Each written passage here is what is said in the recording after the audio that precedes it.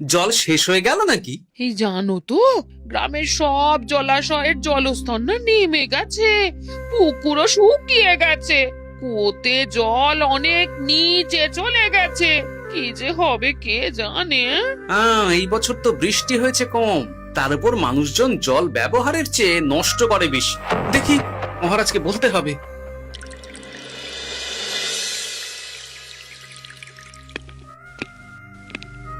এই তো গোপাল এসে গেছে। শুনেছো, রাজ্যের সকল জলাশয়ে শুধু শুনিনি, চাক্ষুষ দেখেছি, আর এর কারণ ও তার সমাধানও ভেবে এসেছি মহারাজ। তুমি কি বলতে চাইছো সেটা বলো না খোলসা করে। মহারাজ, আসন্ন দিনে জলাভাব মেটানোর একটাই উপায়, তা হলো প্রজাদের উপর কর চাপানো। মহারাজ, আমার ঠাকুরদা বলতেন, যা মেলে মূল্য বিনে তার মূল্য কে আর জানে। আমরা যেহেতু জলের মতো এত মূল্যবান সম্পদ বিনামূল্যে পাচ্ছি, তাই একে গুরুত্ব দিতে শিখিনি। সবাই মিলে দেদার জলের অপচয় করছে। আমি এই অপচয়ের বিরুদ্ধে কর বসানোর পরামর্শ দিচ্ছি মহারাজ। জলের জন্য দেবে দাম, ছুটে যাবে কাল ঘাম। হ্যাঁ, যখনই জলের জন্য কর দিতে হবে, তখনই জলের অপচয় বন্ধ হবে। এতে লাভটা কি হবে গোপাল? মানুষ কম জলে কাজ করা শিখে যাবে, ফলে আগামী দিনে যদি জল সম্পদ কমেও যায়, এই কৃষ্ণনগরের প্রজারা আগে থেকেই তার জন্য প্রস্তুত হয়ে যাবেন। কিন্তু আমি আমার প্রজাদের কাছ থেকে জলের দাম নেব গোপাল? না মহারাজ, কর বাবদ যে অর্থ উপার্জন হবে, তার সাথে আপনার দান মিলিয়ে রাজ্যের মধ্যে একটা বিরাট কৃত্রিম জলাধার বানানো হবে, বাহ বাহ বাহ! যেখানে বৃষ্টির জল সংরক্ষণ করা যাবে মহারাজ। এতে সারা বছর ধরে আর কোনো জলের অভাব থাকবে না মহারাজ। গোপালের প্রস্তাব বড় ভালো লেগেছে। আগামী দিনে ইতিহাসে এই কর্মযজ্ঞের কথা লেখা থাকবে বলেই আমার বিশ্বাস। আর তাই আমি গোপালকে এই মুহূর্তে 50টি স্বর্ণমোহর উপহার দেব বলে ঘোষণা করছি। সাধু সাধু সাধু।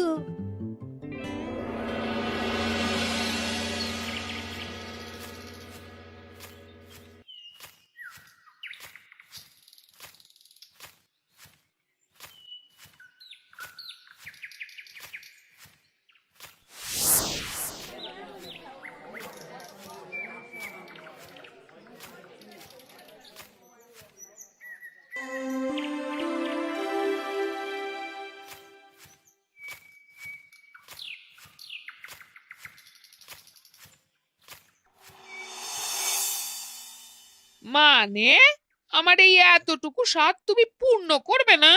আমি কি নিজের জন্য চেয়েছি নাকি? সবই তো পাবে তোমার মেয়ে আর জামাই। হ্যাঁ, সে বুঝেছি গিন্নি, তাই বলে এতগুলো মুদ্রা আমি খরচ করতে পারবো না। পারবে না? আমি তাঁতির বাড়ি থেকে মেয়ে জামাইয়ের জন্য কয়েকটা শাড়ি আর ভালো পাঞ্জাবি কিনে একটু পাঠাবো। কিন্তু এখন আমার কাছে অত মুদ্রা নেই গিন্নি, পরে পেলে আমি ঠিক তোমার স্বাদ পূরণ করব। আবার বাজে কথা বলার জায়গা পাও না তুমি।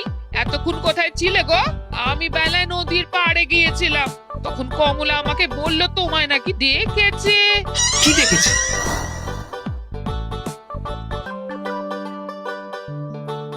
কোথায় গেল?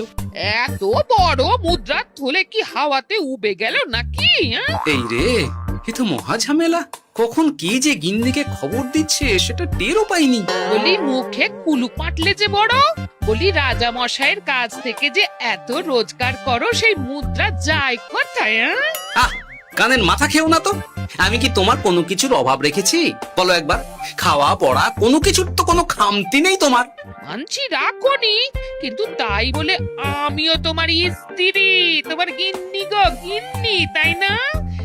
আমার তো জানার অধিকার আছে নাকি যে তোমার উপার্জনের অর্থ করি সব কোথায় যাচ্ছে? জানবে জানবে, সব জানবে। এখন কিছু খেতে দাও দেখি, পেটে ছুঁচোয় ডন বৈঠক মারছে। না, এরপর থেকে আর মহারাজের কাছে উপহার পেলে ওইভাবে খোলা হাটের মধ্যে দিয়ে আসা যাওয়া করা যাবে না।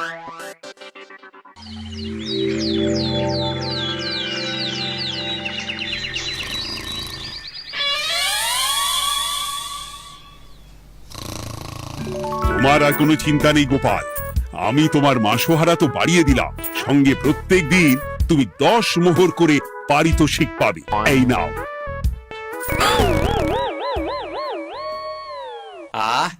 কি ভোরবেলায় একটা জব্বর স্বপ্ন দেখা গেল বটে। এই স্বপ্ন খুলে গেলে আর কোনো চিন্তা নেই। গিন্নি, ও গিন্নি, বলি গেলে কোথায়? গিন্নি, সাড়া নেই। ও গিন্নি, রাগ করলে নাকি গো? আরে এসো এসো, এমন একটা স্বপ্ন দেখেছি না যে তোমার আর কোনো চিন্তা থাকবে না গিন্নি। মোহর আর মুদ্রা একেবারে ঝরে পড়বে গো।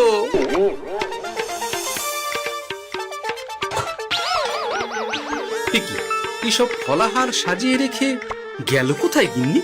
নিজের বাপের বাড়িতে তো যাবে না, কেউ নেই সেখানে। মেয়ের বাড়ি গেল নাকি? না, মেয়ের বাড়িতে তো গিন্নি যায় না। তাহলে না না, খালি পেটে এত ভাবতে পারছি না। আগে মুখ হাত ধুয়ে এসে কিছু খেয়ে নি, তারপর দেখি গিন্নি কোথায় গেল। না, গিন্নিকে তো কোথাও দেখলাম না। গেল কোথায়? যাকে আগে রাজবাড়িতে তো যাই, ফেরার সময় না হয় আবার খোঁজ নেব, ততক্ষণে ফিরেও আসতে পারে।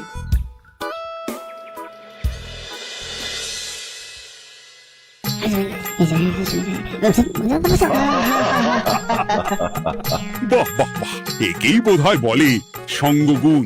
অনেকদিন এত হাসি নিয়ে। যা বলেছেন মহারাজ। হাসির চোটে পেটে ধরছে খিল। কর্তা আর গিন্নিতে দেখছি রয়েছে অনেক তেল। কি গিন্নি, তুমি এখানে কি করছো? কি গোপাল, তুমি রাজসভায় এলে যে বড়? তুমি নাকি রাজসভার কাজ থেকে অবসর নিতে চেয়েছো? হ্যাঁ, এই কথা কে বললো মহারাজ? এই তো উনি বললেন। বলি আমি আবার কি করব? তুমি আমায় একটা কাজ দিলে আর সেটা আমি করব না বলো? আমি তোমায় কাজ দিলাম? কি কাজ? বাবা গোপাল, তুমি কি আকাশ থেকে পড়লে নাকি? তুমি তো তোমার গিন্নিকে বলে পাঠিয়েছো যে তুমি আর রাজসভার কাজে যোগ দিতে চাও না। তোমার নাকি আর কাজে মতি নেই, তুমি বিশ্রাম চাও। এই রে, গিন্নি দেখি ভয়ঙ্কর চাল দিয়েছে। আমার নামে রাজসভায় এসে এইসব বলেছে। তাই কথা ঠিকই গোপাল, যে তোমার অবসর গ্রহণের কথা শুনে আমি বিশেষ মনমরা হয়ে পড়েছিলাম। কিন্তু তোমার গিন্নি যেভাবে রাজসভায় হাসি মজা হুল্লোড় পরিবেশন করছে, তাতে আমার মনে হচ্ছে এ সাপে বর হয়েছে।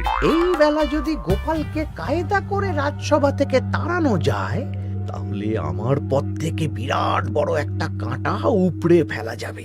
গোপাল গিন্নি সবার মধ্যে বিলিয়েছেন হাসি, তার জন্য রাজামশাই হয়েছেন ভারী খুশি।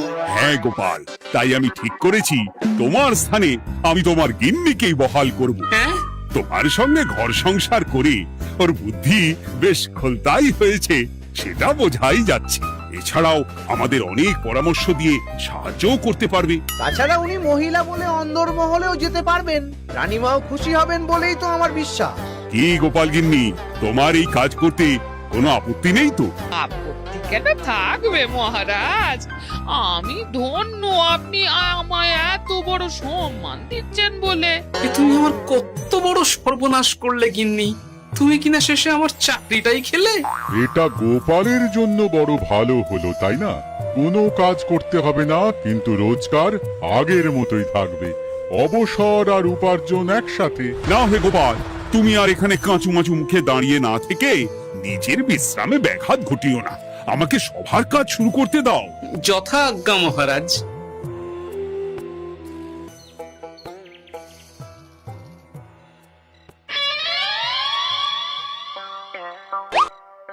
মানে মহারাজ সমস্যার সমাধান করতে দিয়েছেন তোমাকে, আর তার উত্তর দেব আমি?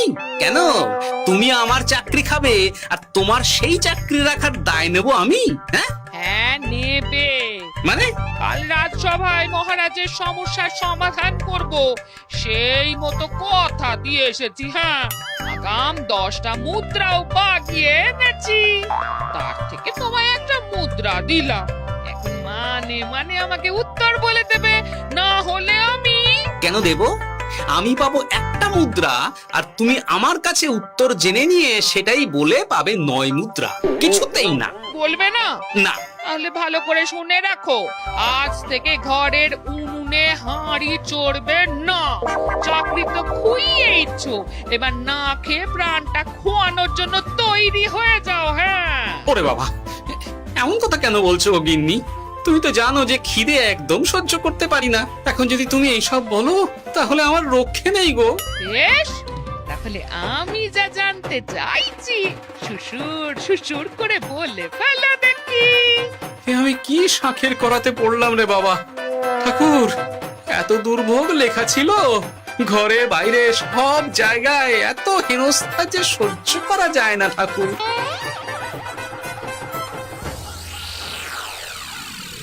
একেই তো বলে গো গিন্নি, মেঘ না চাইতেই জল।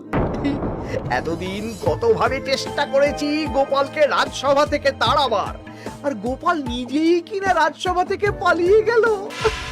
কি সব বলছো? তোমার শরীর ঠিক আছে তো? শরীর মন সব ঠিক আছে, তবে গোপালের বদলে কাকে বহাল করা হয়েছে শুনলে তোমার মাথা ঘুরে যাবে। কাকে? গোপাল গিন্নিকে। আমার কিন্তু বিষয়টা খুব একটা সরল ঠেকছে না গো। গোপাল ভাঁড়ের বুদ্ধি তো আর যে সে বুদ্ধি নয়। উনি যাই করেন খুব ভেবে চিন্তে করেন, এর পেছনে আবার কোনো মতলব নেই তো। এটা তুমি মন্দ বলনি গিন্নি। গোপালকে নিয়ে সত্যিই কোনো বিশ্বাস নেই। ও কখন কি ঘোট পাকাচ্ছে বলা যায় না। আমাকেও সাবধানে থাকতে হবে। দেখতে হবে যে গোপাল আসলে কি চাল চালতে চাইছে।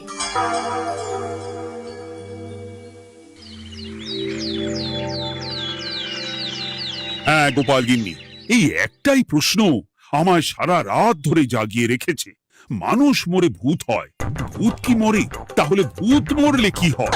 ইয়ে মানে মহারাজ, এই প্রশ্নের উত্তর আমার আজকে দিতে ইচ্ছে করছে না। হ্যাঁ, আমি না হয় আপনাকে আগামীকাল এই প্রশ্নের উত্তর দেব, ঠিক আছে? হ্যাঁ, গাছ থেকে পড়ে গেলে জাপটে ধরে ডালকে। আজকের প্রশ্নের উত্তর উনি দেবেন কালকে। না হে গোপাল গিন্নি, তা হয় না। এই প্রশ্ন আমাকে সারা রাত বিচলিত করেছে। আবার যদি আজকেও এই প্রশ্নের উত্তর না পাই, তাহলে তো আবার একটা নিদ্রাহীন রাত আমাকে কাটাতে হবে। ইয়ে মানে আমি বলছিলাম কি মহারাজ, গোপাল গিন্নি তো সদ্য এই কাজে বহাল হয়েছে, তাই তাকে তো একটু সময় দেওয়া দরকার নাকি? কিন্তু প্রশ্নের উত্তর না পেলে যদি মহারাজের শরীর খারাপ হয়, তার দায় কে নেবে মন্ত্রী মশাই? এই রে, এখন আমি কি করব? এ তো মহা বিপদে পড়লাম দেখছি। আচ্ছা মহারাজ, ঠিক আছে ঠিক আছে, আমি এই প্রশ্নের উত্তর দেব, কিন্তু আমার না একটু সমস্যা আছে। খোলা হাওয়াতে গিয়ে না দাঁড়ালে আমার ঠিক মাথা খোলে না, তাই বলছিলাম। তাই না হয় যাও, হাওয়া খেয়ে এসে মাথাটা খোলতাই করে নাও, কিন্তু এই প্রশ্নের উত্তর আমাকে আজকেই দিতে হবে। হ্যাঁ, উফ, এই যে কি সমস্যা! সারাদিন ঘরে বসে থেকে থেকে তো আমার সারা গায়ে বাদ ধরে গেল। সেই সকালবেলা আমাকে ফলাহার করিয়ে দিয়ে গিন্নি তো চলে গেছে রাজবাড়িতে চাকরি করতে। এদিকে আমার যে পেটে কিচ্ছুটি নেই, তার কি হবে? মহারাজ দোকানে গিয়ে যে ভালো মন্দ খাবো তারও উপায় নেই, তাহলেই তো কাঁড়ি কাঁড়ি খরচা। না, একবার দেখি তো উনুন ধরিয়ে অন্তত ভাতটা চাপাতে পারি কিনা, তাহলে গিন্নির ওই হাঁড়ি না চড়ার হুমকির হাত থেকে অন্তত বাঁচা যাবে।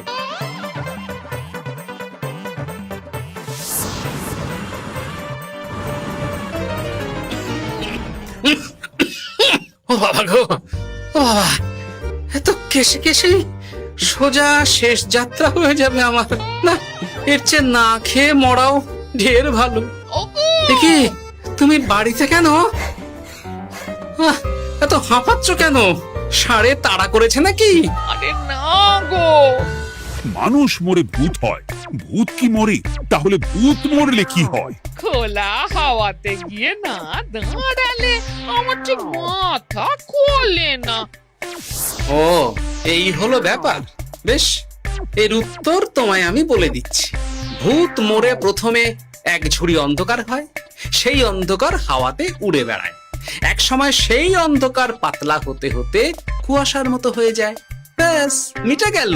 ব্যাস, মিটে গেল। যদি রাজা মশাই এই কথা বিশ্বাস না করেন, হ্যাঁ, তুমি হলপ করে বলবে আপনি যখন মরবেন একদম মিলিয়ে নেবেন মহারাজ। এর চেয়ে এক পা এদিক ওদিক হয় না যেন। হ্যাঁ, এই না হলে তুমি গোপাল ভাঁড় হ্যাঁ? বুঝেছো তাহলে? এই তুমি চিন্তা করো না, রাজবাড়ি থেকে ফেরার সময় আমি তোমার জন্য অনেক অনেক বাজার করে আনবো, ঠিক আছে? এই আমি যাই। এ তো ভারী মজা হলো। মহারাজ তক্ষুনি প্রশ্নের উত্তর চাইলে গিন্নি এইভাবে সেই রাজবাড়ি থেকে দুধ দাঁড়িয়ে ছুটে আসছে উত্তর জানতে। আমাকে তুমি একটা চাল দিয়ে কুপকাত করেছো তো গিন্নি। এইবার বুঝবে কত ধানে কত চাল।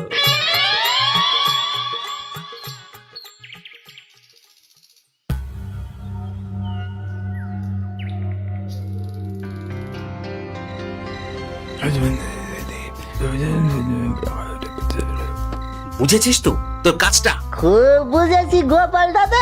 নেই, এবার লেগে পড় দেখি।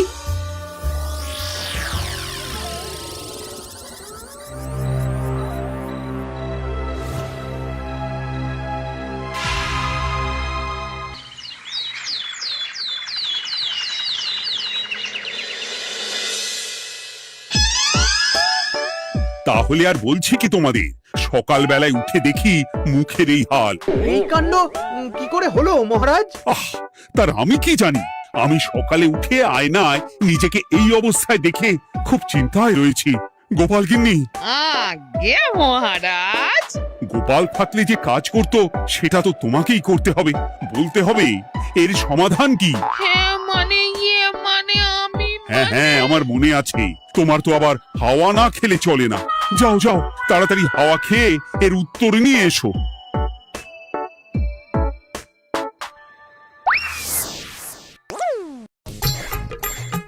এই জন্য তুমি এত দূর ছুটে এলে গিন্নি?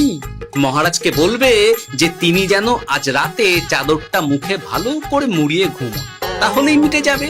এই রং চলে যাবে আর নতুন করে কিছু হবেও না। ও মা, বলি এত সোজা সমাধান হ্যাঁ? তা নয় তো কি?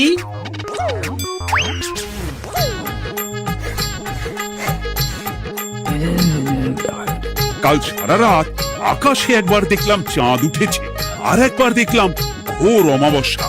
এর কারণ কি? একই রাতে দুই তিথি হয় কি করে? মানে আর একটা সমস্যা, হ্যাঁ এটা আগে বললেই তো হতো মহারাজ।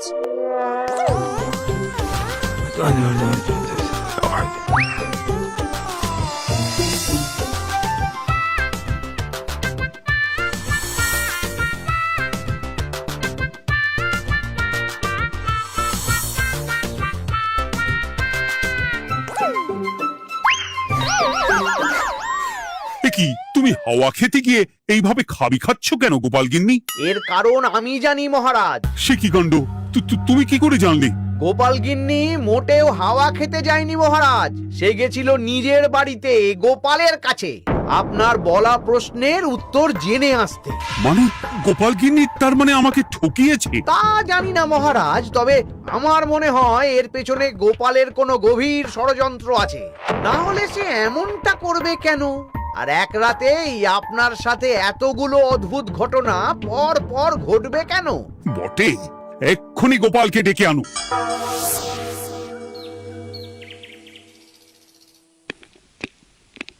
না মহারাজ, আমি সত্যি অবসর চেয়েছিলাম, আর তাই আমার গিন্নি আপনার কাছে এসে বলেছিল। ওর কোনো দোষ নেই মহারাজ। না মহারাজ, আমি মিথ্যে কথা বলেছি। হ্যাঁ, উনি আপনার কাছ থেকে পাওয়া সোনার মোহর নিয়ে বাড়ি যান না, তাই আমি ওকে শায়েস্তা করতে এই ফন্দি করেছিলাম। আসলে মহারাজ, আমি আপনার কাছ থেকে পাওয়া সোনার মোহর জল প্রকল্পের কাজে লাগাবো বলে কিছু জনকে নিয়ে একটা দল গঠন করতে গিয়েছিলাম, আর তাদের কাছেই ওগুলো রেখে এসেছি। এটা যদি আমার দোষ হয় তাহলে আমি ক্ষমা প্রার্থী মহারাজ। সাধু গোপাল, সাধু তোমার উত্তর। এই কাণ্ড! আর এদিকে রাজবাড়ি থেকে বাড়ি, আর বাড়ি থেকে রাজবাড়ি করতে করতে আমার প্রাণ ওষ্ঠাগত হয়ে গেছে মহারাজ। ওহ, আমার ঘাট হয়েছে, আপনি আমায় ক্ষমা করে দিন মহারাজ। এইবার মজার টের পেয়েছ তো গিন্নি? আপনি আপনার আদরের গোপাল ভাঁড়কেই তার চাকরি ফিরিয়ে দিন মহারাজ। আমি যাই আমার হেসেল সামলাতে। কেলে পচা খুব ভালো করেছে বলতে হবে।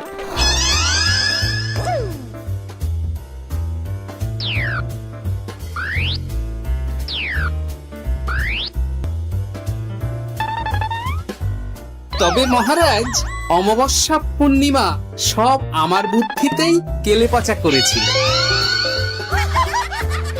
আপনার ওই মুখের রং, ওটি একটি বিশেষ রং যার আয়ু একদিন, তাই ওটা এমনিই মিলিয়ে গেছে। হ্যাঁ, সেই বরং ভালো। তুমি তোমার গিন্নিকে নিস্তার দাও গোপাল। তাছাড়া আমিও আমার গোপালকে ছেড়ে আর থাকতে পারছি না। যথা আজ্ঞা মহারাজ। আমারও যে আর এই অবসর ভালো লাগছে না মহারাজ। গোপাল ছাড়া রাজসভা যে লাগে ফাঁকা ফাঁকা, তাই তো আবার চাকরিতে তাকে বহাল রাখা। फिलहाल इतना ही। आपकी तरह मैं भी मायूस हूँ, लेकिन उम्मीद पर दुनिया कायम है। दिल दुखा है लेकिन टूटा तो नहीं है, और उम्मीद का दामन छूटा तो नहीं है।